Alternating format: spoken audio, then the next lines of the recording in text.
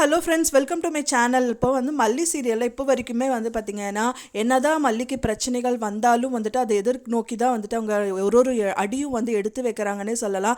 அவங்க குடும்பத்திலே வந்துட்டு அவங்க அண்ணி பிரச்சனை பண்ணுறாங்க, ரஞ்சிதா வந்து பிரச்சனை கொடுக்குறாங்க. அது மட்டும் இல்லாமல் போதும் பெண்ணை சித்தி அப்படின்னலாம் நிறைய பிரச்சனைகள் கொடுத்துட்ருக்காங்க. அவங்க அண்ணியும் வந்துட்டு சும்மா விடுறதில்ல. அண்ட் ரஞ்சிதாவும் வந்துட்டு வெளுத்து வாங்குறாங்க. அண்ட் இப்போ போதும் பெண்ணை சித்தியும் வந்து கிளம்பியிருக்காங்க. அவங்களையும் ஒரு வழியாக என்னன்னு கேட்குற மாதிரி தான் வந்துட்டு சம்பவங்கள் வந்துட்டு எபிசோட்ஸ் வந்து கொண்டு போயிட்டு இருக்காங்க. இப்போதான் நம்ம சேனல் ஃபர்ஸ்ட் டைம் பார்க்குறீங்க அப்படின்னா மறக்காமல் நம்ம சேனலை சப்ஸ்கிரைப் பண்ணிடுங்க. வாங்க நம்ம சேனலுக்குள்ளே போகலாம். இப்போ மல்லி சீரியலில் வந்துட்டு இப்போ வரைக்குமே வந்துட்டு போதும் பெண்ணை சித்தியில் ரஞ்சிதா வந்து ஒரு பெரிய ரகலையே உண்டாக்கிட்டாங்க, நாகு மூலியமான்னு சொல்லலாம்.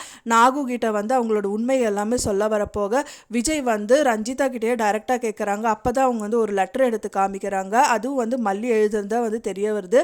அதை பார்த்தவொடனே வந்து போதும் பெண்ணை சித்தி என்ன பண்ணுறாங்க அப்படின்னா விஜய்கிட்டேயே வந்துட்டு எல்லாரையும் கூப்பிட்டு வச்சுட்டு எல்லா ஹாலில் நிற்க வச்சுட்டு அவங்க கேள்வி கேட்குறாங்க. என்னன்னா அவங்க வந்து உங்களோட பொண்டாட்டியே வந்து சொல்லிட்டா நான் வந்து நடிக்க தான் வந்தேன்னு சொல்லிட்டு நீ என்ன பேசுகிற அப்படிங்கிற மாதிரி வந்து கேள்வி எழுப்புறாங்க.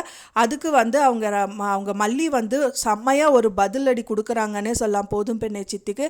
அவங்க என்ன சொல்கிறாங்க அப்படின்னு பார்த்தீங்கன்னா, ஆமாம் இப்போ வரைக்கும் நான் நடிக்க தான் வந்தேன், ஆனால் இப்போ வந்து என்னோடய வாழ்க்கையை நான் வாழ தான் வந்திருக்கேன்.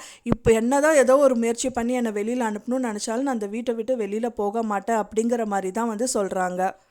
அவங்க அண்ணியும் வந்துட்டு வெளுத்து வாங்குறாங்கன்னே சொல்லலாம். அவங்க அண்ணி வந்து சொல்கிறாங்க, என்னதான் இருந்தாலும் வந்துட்டு 2வது கல்யாணம் பண்ணிக்கிட்ட அப்படின்னு பார்த்தா அந்த 2வது கல்யாணமும் வந்து பார்த்திங்கன்னா அக்ரிமெண்ட்டில் வந்து நீ பண்ணியிருக்க, இதெல்லாம் ஒரு பொழப்பா அப்படிங்கிற மாதிரி ரொம்ப கேவலமாக வந்து மல்லி அவங்க அண்ணி வந்து திட்டுறாங்க.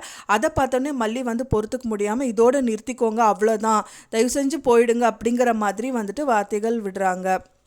தான் வந்து அவங்க குடும்பத்துக்குள்ளே இத்தனை எதிரிகள் வந்து முளைச்சிருந்தாலும் வந்து விஜய் இருக்காரு தூணாக அப்படிங்கிறதுனால மல்லியோட லைஃப் வந்து ரொம்பவே சேஃபாக தான் இருக்குன்னே சொல்லலாம். அதனால விஜய் வந்து கண்டிப்பாக மல்லியை எந்த ஒரு பிரச்சனையும் வந்து வரவிடாமல் தான் பார்ப்பாரு. யார் என்ன தான் முட்டுக்கட்டை போட்டு மல்லிக்கு எதிராக திரும்பினா கூட அவருக்கு வந்து மல்லி மேலே ஒரு நல்ல அபிப்பிராயம் இருக்கிறதுனால மல்லியை எந்த காரணத்தை கொண்டும் விட்டு கொடுக்க மாட்டார். அதனால வந்து மல்லி வந்துட்டு அவங்க பேசவும் விடுவார். அண்ட் தென் அதை வச்சு அவங்க சமாளிக்கவும் செய்வாங்கன்னே சொல்லலாம். இந்த மாதிரி தான் வந்து கம்மிங் எபிசோடில் ரொம்பவே வந்து காமிச்சிட்ருக்காங்க. அது மட்டும் இல்லாமல் அவங்க 2 பேருக்கும் மத்தியில் வந்துட்டு ஒரு நல்ல ரொமான்ஸே மலர்ந்துருக்குன்னே சொல்லலாம். அப்புறம் வந்துட்டு இவங்க காலையில் அவங்க தூங்கிட்டு இருக்கும்போது விஜய் வந்துட்டு மல்லியை வந்து காஃபி கொண்டு வந்து எழுப்புறாரு.